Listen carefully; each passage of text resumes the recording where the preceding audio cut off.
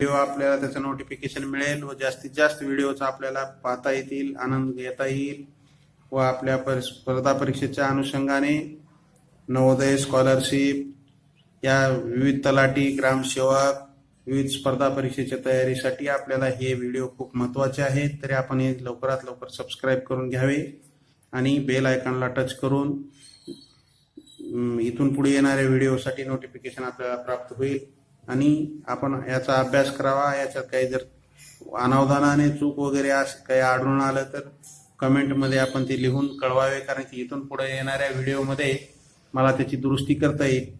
तर आज आपण नवोदय स्कॉलरशिप इयत्ता 5वी इयत्ता 8वीच्या स्कॉलरशिप, तलाठी, ग्रामसेवक, टीईटी परीक्षेसाठी आपल्याला असा खूप उपयुक्त असलेला गणित हा विषय जगातील सर्वात सोपा विषय आहे. गणिताला आता भ्यायचं नाही. गणित आपण जेवढं भेचाल तेवढं तो अवघड आहे, पण जगातला सर्वात सोपा विषय जर कोणता असेल तर तो आहे गणित. यातला आपण संख्या आणि संख्यालेखन पद्धती यातला काही आपण भाग आज पाहणार आहोत. त्याच्यानंतरचा भाग पुढच्या भागात पाहणार आहोत. त्यामध्ये आज आपण स्थानिक किंमत, कोणत्याही संख्येतील प्रत्येक अंकाची स्थानिक किंमत ही त्या संख्येतील त्या अंकाच्या एकक, दशक, शतक, हजार अशा स्थानावरून ठरते. एखादी जर संख्या असेल तर त्याची स्थानिक किंमत जर काढायची असेल तर दिलेल्या संख्येतील तो अंक कोणत्या स्थानावर आहे त्या स्थानावरून त्याची स्थानिक किंमत कळते. तर आपण आज एक तक्ता पाहणार आहोत. आपण एकक, दशक, शतक, हजार, 10,000, लक्ष, दशलक्ष, कोटी, दशकोटी. म्हणजे आपल्या लक्षात आलं असेल की हे 10-10च्या पटीने इकडे उजवीकडून डावीकडे वाढत चाललेलं आहे आणि डावीकडून उजवीकडे 10च्या पटीने कमी होत चाललेलं आहे. मग इथं 10च्या पटीमध्ये काय होणार, इथं जर आपण शून्य घेतला तर एक शून्य इथं वाढणार, म्हणजे 10च्या पटीने इकडे. एकक म्हणजे 1, दशक म्हणजे 10, शतक म्हणजे 100 आणि हजार म्हणजे 1च्या पुढे 3 शून्य, 10,000. 1च्या पुढे 4 शून्य येणार इथं. लक्ष म्हणजे 1च्या पुढे 5 शून्य येणार. दशलक्ष 1च्या पुढे 6 शून्य येणार, 5, 6. आणि कोटीला 1च्या पुढे 7 शून्य येणार, 3, 4, 5, 6. दशकोटीला 1च्या पुढे 8 शून्य येणार. म्हणजे आपल्या लक्षात आलं असेल की 10-10च्या पटीने एककच्या नंतर दशक हा 10च्या पटीने वाढलेला आहे. दशकच्या नंतर शतक हा 10ने वाढलेला आहे. 10 दशक, जर दशकची किंमत 10 आहे तर शतक 100. त्याच्यानंतर 10च्या पटीत हजार वाढलेला आहे. त्याच्यापेक्षा 10च्या पटीने 10,000, असं 10-10च्या पटीने वाढलेलं आहे. तर आपण एक उदाहरण घेऊ आणि त्या उदाहरणावरून आपण समजावून घेऊ की आपल्याला एखाद्या अंकाची स्थानिक किंमत कशी काढता येते. तर आपण एक उदाहरण घेऊ.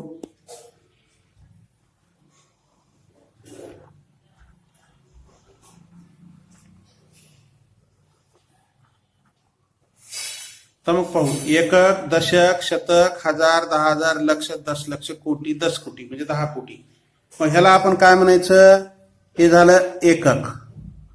मग या ठिकाणी एककच्या ठिकाणी कोणताही अंक असेल तर त्याची किंमत तीच राहणार.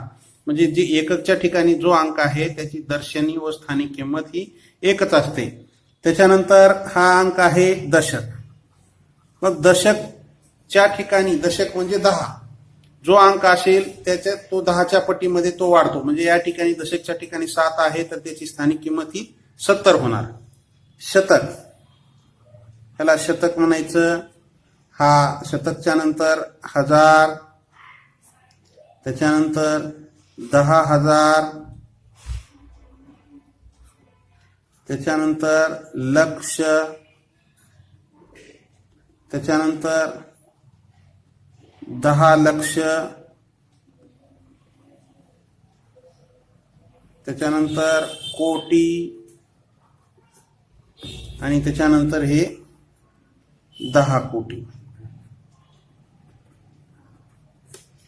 हे आपली संख्या. मग संख्या वाचन हे एकक, दशक, शतक, हजार, 10,000, लक्ष, दशलक्ष, कोटी, दशकोटी. दशकोटी म्हणजे 86 कोटी 78 लक्ष 95,678 ही संख्या अशी वाचन करतात.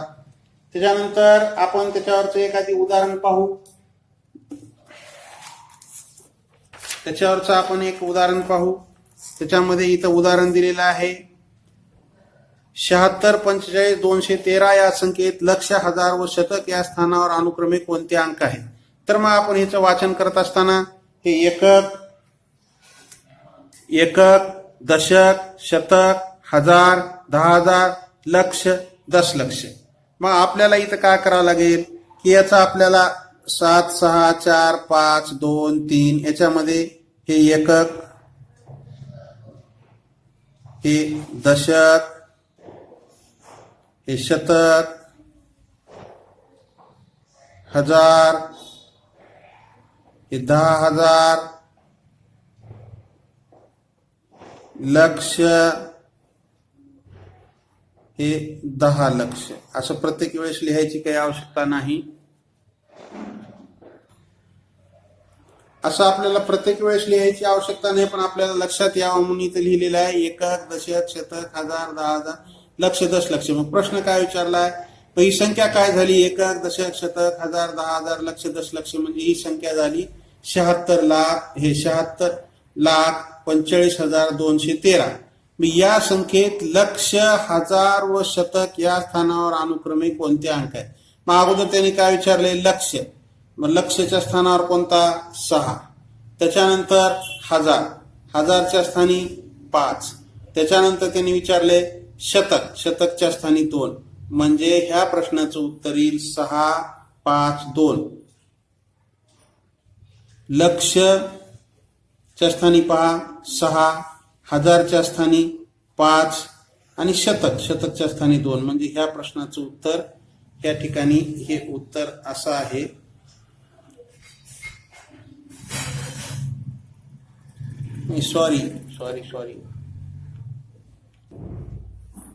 सॉरी इथं काय पर्याय लिहित असताना इथं 2च्या ठिकाणी 1 लिहिण्यात आलं होतं. ह्याचं उत्तर येणार 6,5,2 म्हणजे पर्याय क्रमांक 1 हे उत्तर येणार.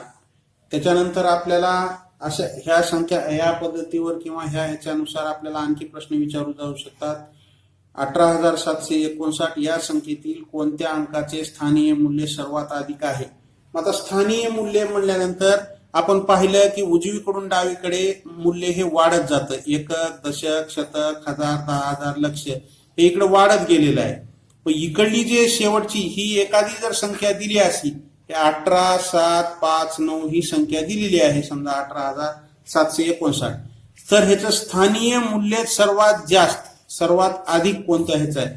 म्हणजे डावीकडली जी शेवटची संख्या राहील तिचं स्थानीय मूल्य हे सर्वात जास्त राहणार. ह्या 9चं स्थानीय मूल्य 9च येणार, 5चं 50, 7चं काय येणार 700, 8चं काय येणार 8,000 आणि ह्या 1चं स्थानीय मूल्य काय येणार तर 10,000. मग स्थानीय मूल्य हे उजवीकडून डावीकडे वाढत जातात. उजवीकडून डावीकडे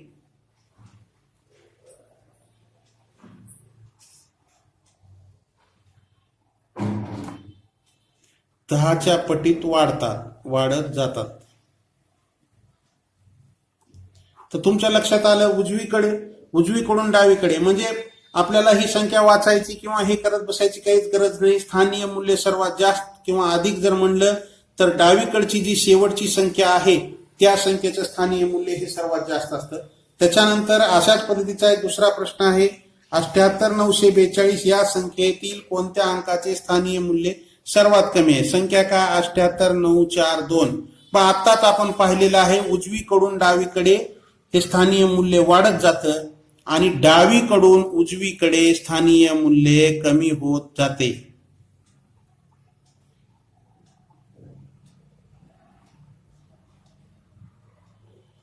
स्थानीय मूल्य कमी होत जाते. मग ह्याचा हा उलट प्रश्न आहे. तर आपण इथं सर्वात ज्या अधिक विचारलं होतं इथं सर्वात कमी विचारलेलं आहे.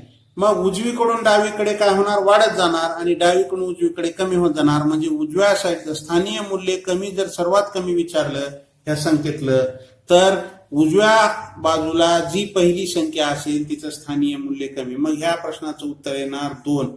2चे स्थानीय मूल्य कमी आहे सर्वात कमी.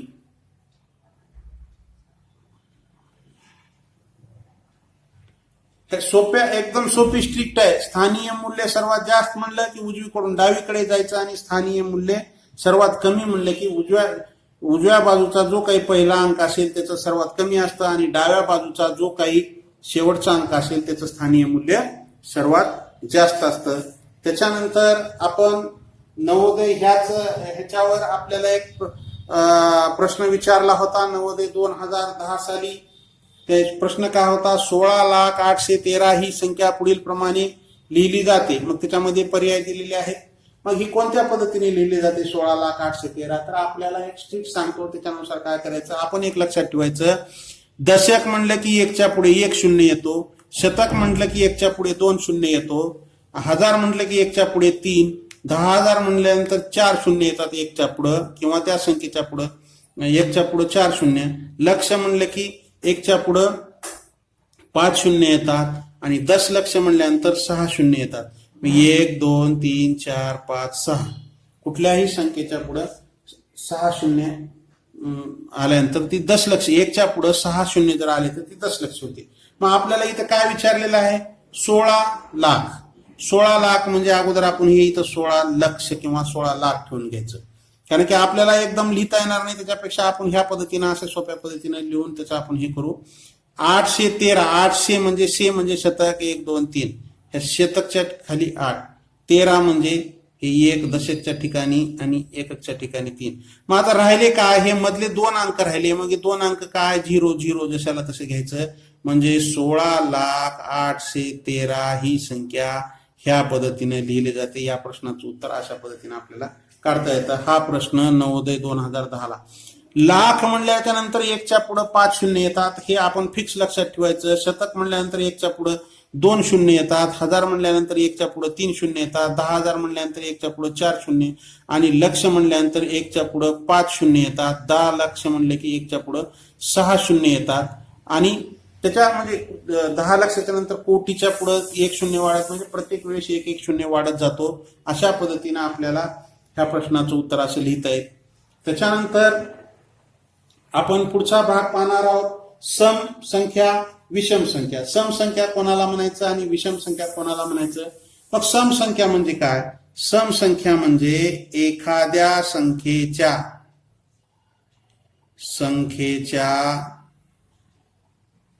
एकक स्थानी 0, 2, 4, 6, 8 हे अंक येत असतील तर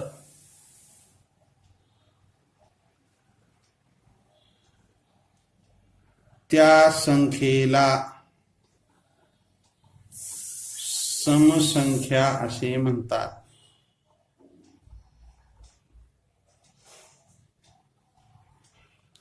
किंवा एखाद्या संख्येला किंवा ज्या संख्येला 2 ने निशेष भाग जातो त्या संख्येला सम संख्या असे म्हणतात.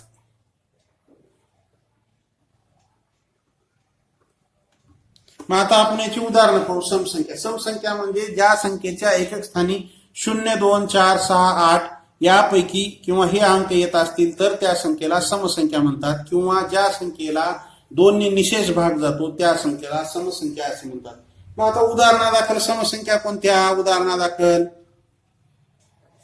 2, 4, 6, 8, 10, 12, 14, 16 याच्यावरून तुमच्या एक लक्षात आलं असेल की समसंख्येमध्ये प्रत्येक संख्या ही त्या दोन समसंख्येमध्ये सलग 2 समसंख्येमध्ये 2चा फरक असतो. इथं 2चा फरक आहे, इथं 2चा फरक आहे, इथं 2चा फरक आहे. 8 आणि 2 10, 10 आणि 2 12 समसंख्या ही 2च्या फरकाने येतात. मग असा अनंतापर्यंत. याच्यानंतर आपल्याला 1 ते 100 पर्यंत 50 समसंख्या आहेत. आपल्याला परीक्षेत प्रश्न येतो की 1 ते 50 पर्यंत किती समसंख्या आहेत.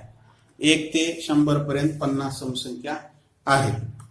त्याच्यानंतर आपण समसंख्येचे आणखी काही दुसरे गुणधर्म पाहू. समसंख्या अधिक समसंख्या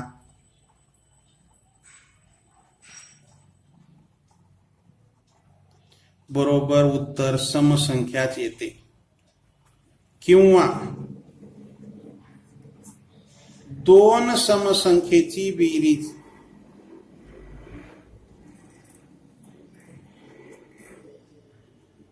नेहमी समसंख्याच येते. हे खूप महत्वाचं आहे. कोणत्याही दोन समसंख्या जर आपण घेतल्या तर त्यांची बेरीज ही नेहमी काय येते, सम. आपण मग पाहू. एक समसंख्या घेऊ आपण 42 अधिक दुसरी समसंख्या घेऊ 84. मग ह्याची बेरीज करू. 2 आणि 4 6, 8 आणि 4 12. उत्तर आलं 126. कारण की या 126च्या एकक स्थानी 0 2 4 6 8 पैकी 6 हे असल्यामुळे ही काय आहे, समसंख्याच आहे. त्याच्यानंतर आपण दुसरे एक आणखी ह्याचा समसंख्येचा गुणधर्म पाहू. जेव्हा दोन समसंख्येचा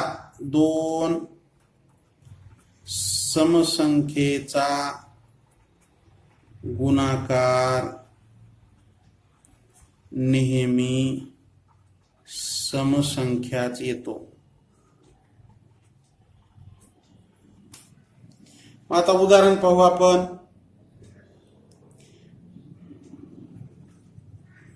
समसंख्या घेऊ 40, त्याला गुणिले दुसरी समसंख्या घेऊ आपण 8 8 0 0 8 चौक 32. उत्तर आलं 320. म्हणजे 320 ही काय आहे, समसंख्या आहे. मग ही काय होणार, दोन समसंख्येचा गुणाकार नेहमी हा समसंख्याच येतो. त्याच्यानंतर आपण पुढचा भाग, याच्यानंतरचं पुढचं आहे हे पाहू, विषम संख्या. याच्यानंतरचं पुढचं आपण काय पाहू, विषम संख्या. विषम संख्या कोणाला म्हणायचं? विषम संख्या म्हणजे काय, तर विषम संख्या म्हणजे ज्या संख्येच्या एकक स्थानी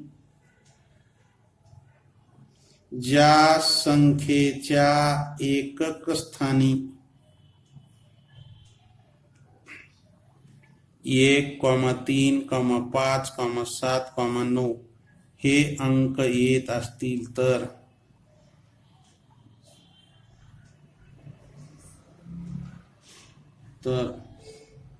त्या संख्येला विषम संख्या असे म्हणतात.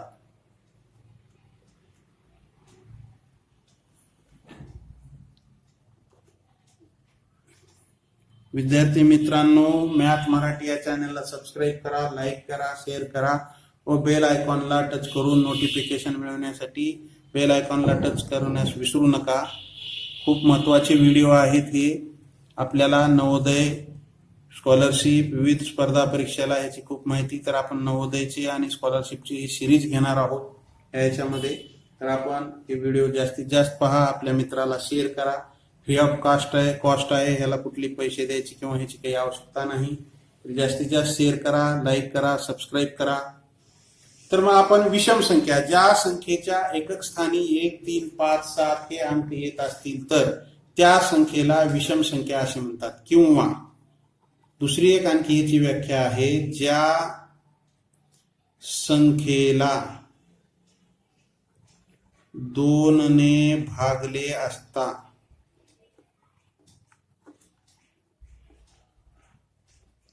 बाकी 1 येते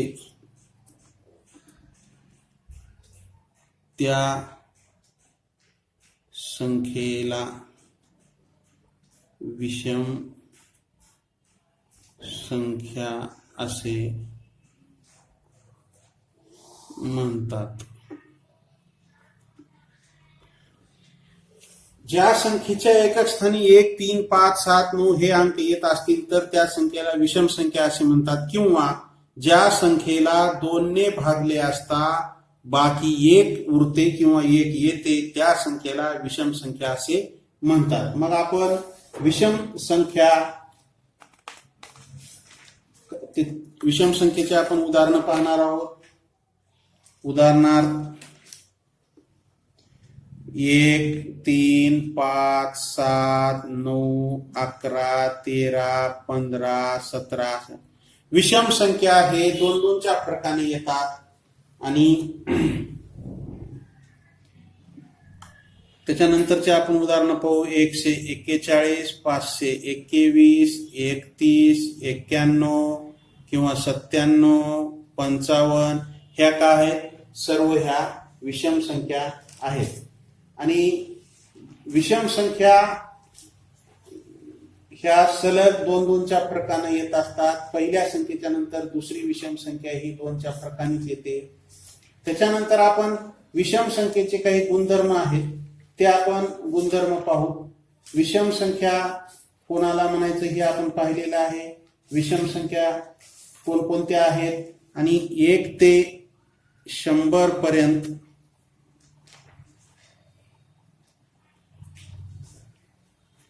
पन्नास विषम संख्या आहेत. 1 ते 100 पर्यंत 50 विषम संख्या आहेत.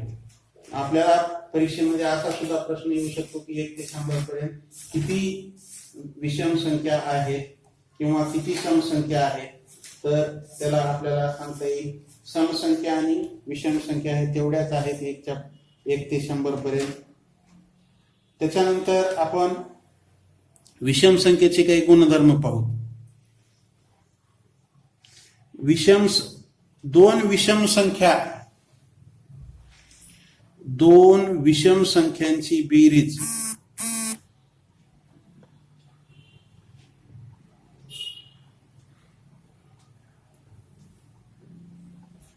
नेहमी समसंख्या येते. विषम संख्या गुणिले विषम संख्या अधिक विषम संख्या बरोबर समसंख्या. आपण समसंख्येच्या ह्याच्यामध्ये पाहिलं होतं समसंख्या अधिक समसंख्या बरोबर समसंख्या, पण इथं विषम संख्या अधिक विषम संख्या बरोबर समसंख्या येते. मग विषम संख्येचं आपण एक उदाहरण घेऊ. एक विषम संख्या घेऊ 7, दुसरी विषम संख्या घेऊ 5, उत्तर आलं 12. 12 ही समसंख्या आहे, ही विषम आहे. ही 7 विषम, 5 विषम आणि 12 ही काय आहे, समसंख्या आहे. त्याच्यानंतर आणखी एक विषम संख्येचा गुणधर्म आहे 2 विषम संख्याचा गुणाकार विषम संख्यांचा गुणाकार नेहमी विषम असतो.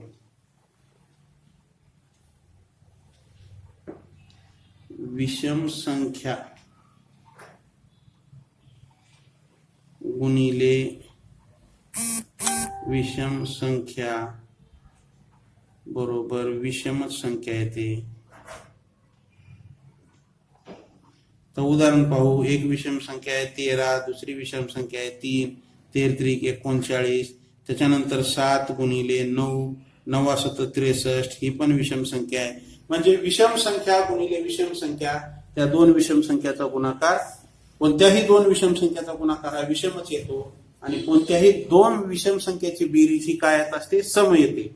आणि समसंख्येच्या ह्याच्यामध्ये कसं आहे, कोणत्याही 2 समसंख्याची बेरीज समच येते, कोणत्याही 2 समसंख्याचा गुणाकार समच येतो. पण विषम संख्यामध्ये तसं नाही.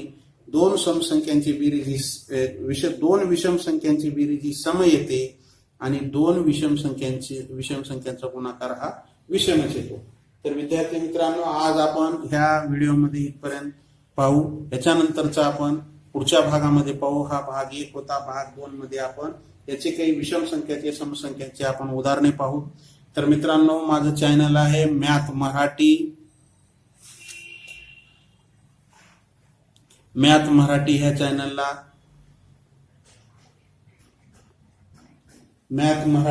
चॅनलला like, share, subscribe share, like करायला विसरू नका व जास्तीत जास्त शेअर करा. जर मराठी असाल तर माझ्या मॅथ मराठी या चॅनलला सबस्क्राईब करा व बेल आयकॉनला टच करून इथून पुढे येणारे व्हिडिओचं नोटिफिकेशन आपल्याला पाहता येईल व जास्तीत जास्त आपल्या पाल्याचा नवोदयसाठी, स्कॉलरशिपसाठी किंवा आपल्या भावाचा तलाठी, टीईटी परीक्षा या परीक्षेसाठी आपल्याला जर मॅथ हा विषय पक्का करून घ्यायचा, गणित हा विषय सर्वात सोपा विषय आहे. जगात ह्या विषय एवढा सोपा विषय कोणताच नाही. तर घाबरू नका मित्रांनो, फक्त अभ्यास करत चला. व आज आपण कोरोनाच्या या लॉकडाऊनच्या काळामध्ये घरी सुरक्षित राहा, बाहेर फिरू नका. सर्वांना विनंती आहे, स्टे होम, स्टे सेफ, घरी राहा, सुरक्षित राहा. दररोजच्या दररोज रोगाची संख्या वाढत आहे. त्याच्यामुळं घरी बसून हा अभ्यास करा. माझे व्हिडिओ जास्तीत जास्त पहा व त्याचा जास्तीत जास्त अभ्यास करून सबस्क्राईब करा. आपल्या मित्रमैत्रिणींना सांगा व त्याला सबस्क्राईब करायला सांगून लाईक करा, शेअर करा. धन्यवाद.